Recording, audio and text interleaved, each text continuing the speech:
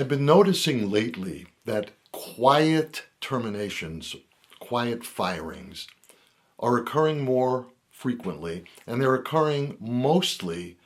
to women in leadership positions who have reached a certain level of success in their careers.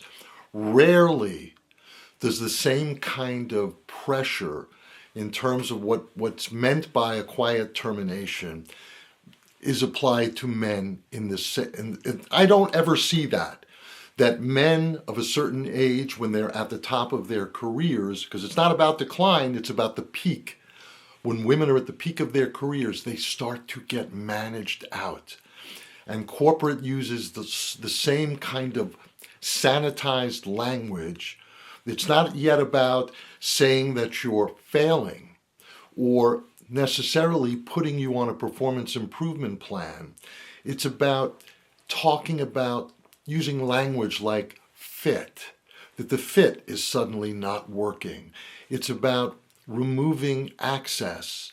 for you or changing direct report status just very insidiously and quietly, interfering with and altering and damaging your status, the terms and conditions and the benefits or the privileges or the pay of your employment. But it's done so with the intention of demoralization or getting you to give up the ghost on yourself and resign. And the demoralization process often works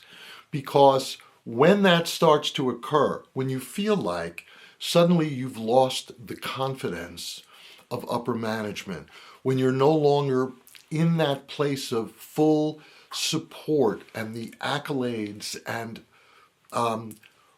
the performance metrics that you're accustomed to when you're younger and still ascending the corporate hierarchy diminishes at a certain point, and you're asking yourself why,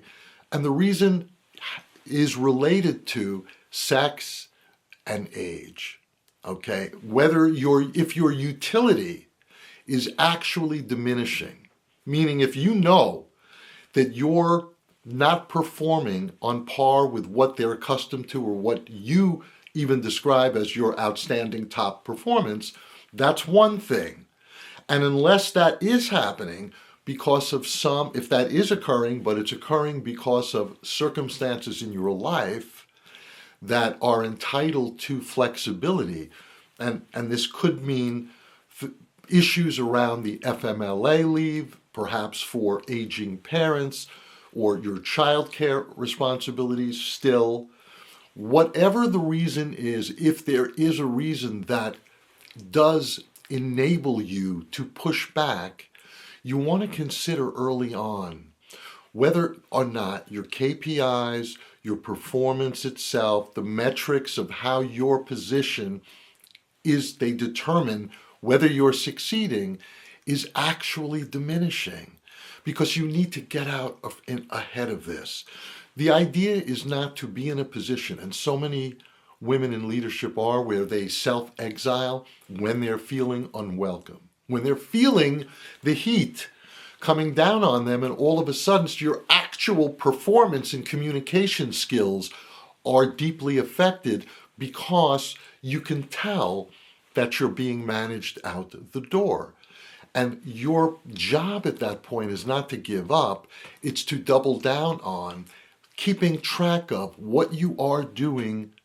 to add value to the institution, what you're doing personally to show your leadership skills and potential, what you're doing to show your influencer bona fides, if you see what I'm saying. You need to keep track to ensure that you're holding their feet to the fire.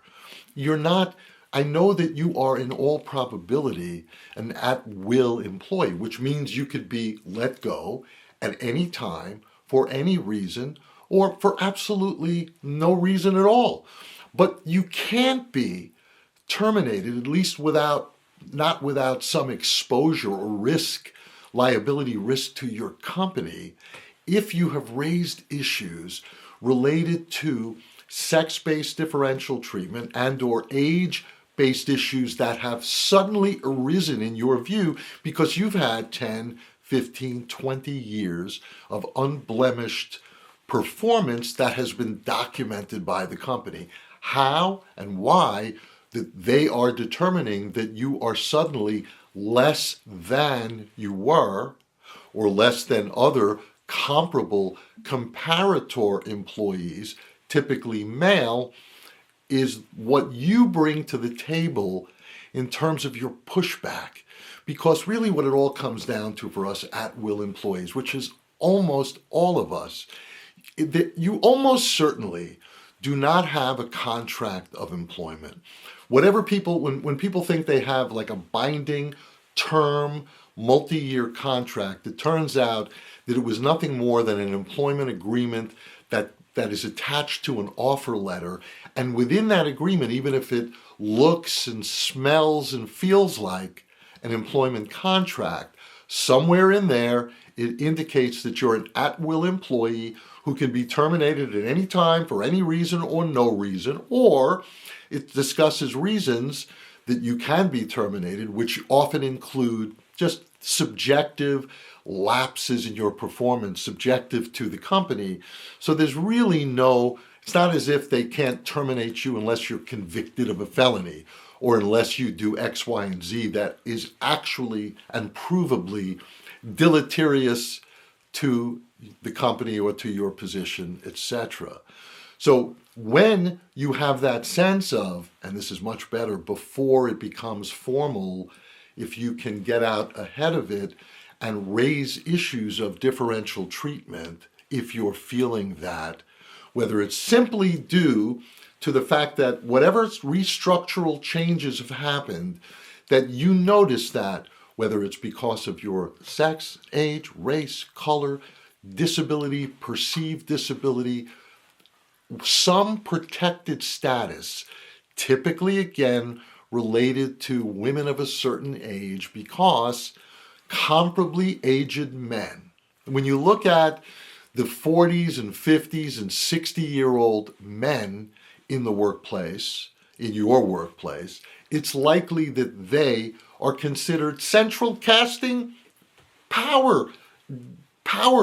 guys, right? It's the look and the maturity and the experience puts them in a position of respect, right? And except for women, it's a huge double standard. And so many women each year self-exile from workplaces due to the pressures of quiet firings. And it makes me so upset because those are unforced errors. What really needs to happen is, instead of going quietly to your rest, so to speak, you raise these issues as soon as possible. And it's always best to consult with an employee side employment lawyer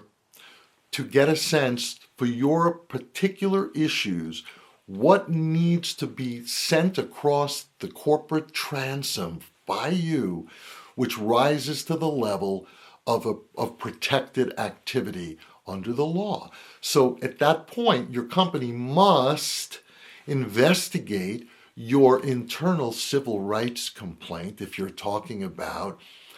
some form of intersectional, sex plus age-based discriminatory animus that you believe that you're experiencing because what they're saying or the loss of some of the privileges or your status or stature within the company is changing, and there is no objective basis for it. So if you want to be in a position to either change the course of current events, which may be heading toward your separation, the company hopes it's voluntary, and if not, they're hoping that you will start to fail because of this inordinate, unjust pressure that they're putting on you, and that often is a self-fulfilling prophecy. But when you raise these issues first, those assertions are considered Again, they're protected complaints under federal and state and local law, depending on where you work. But at least, even under federal law, if you work for an employer with at least 15 employees, you are covered. You are covered under the various workplace civil rights laws. And that is an important consideration for you to take into account, because the company certainly is. In other words, when they get from you, again, an eloquent, we're not talking about a threat of suing them. We're talking about your heartfelt and documented grievance based on treatment, harassment, the lack of the same level of respect that you've become accustomed to while you've worked there for all of these years until now, and that you believe it's informed by discriminatory animus towards women, or to women of color, or towards women of a certain age, or to all of the above. And if and when it actually includes also the possibility of you raising an issue of your, perhaps, only if this is true, diminished performance due to age-related natural biological changes that you're enduring when you're going through the bookend stages of perimenopause and the menopause, those are additionally protective, because you're entitled to an interactive process, a cooperative dialogue with your employer about your needs when you're going through these changes, as documented by a menopause-aware healthcare provider. And those symptoms, when they affect major life activities like sleeping, thinking, working, think about insomnia and hot flashes and brain fog and the dozens of other related symptoms of these life changes for women in this extensive age-based cohort, including younger women who are on early onset perimenopause because of surgical intervention. All of this is entitled to flexibility under federal law. And not only is it a disability-based protected request and complaint, which is protected activity under the Americans with Disabilities Act Amendments Act, but if you're over 40 and if you're a woman, you're also raising these intersectional issues, sort of the holy trinity of sex, age, and disability claims. And all of this is about, if not stopping the train in its tracks, the train toward quiet firing, which it should never do. Don't ever quit, because quitting, unless you have another job lined up or you're actually riding off into the retirement sunset, quitting pretty much negates any potential legal claim that you can bring, right? A viable claim. And it also undercuts your ability to even collect unemployment benefits if and when you're terminated. So don't quit. What you're much better off doing is pushing back, getting out ahead of it. And even if it happens on the heels of an actual performance improvement plan, there are many ways to engage the employer thereafter that will at least set you up for severance, for the company to offer you meaningful severance. Because if you are actually fired on the heels of, right, close in time behind, you raising issues of discrimination, disparate treatment, differential treatment, based on who you are as a woman, based on who you are as a woman of a certain age or stage, and based on your potentially the disabling effects of what occurs in the menopause transition, those enable you to hold your employer more accountable, and if not, get them to back off and realize that it does seem that, because this might be all decided by your one direct manager, who is, the company may decide, is barking up the wrong tree and in fact overreaching with this decision to to evaluate you poorly or to set up a quiet termination process. You never want to just agree to all of that, because when the company decides that a final adverse employment action is in order, if you have been complaining and raising issues about sex, age, disability, or race, color, any type of claim or intersectional claim, the company realizes that the termination, if they're set on letting you go, has risks involved because of the timing, because it may look and smell retaliatory. And retaliation for protected internal workplace civil rights complaints are unlawful.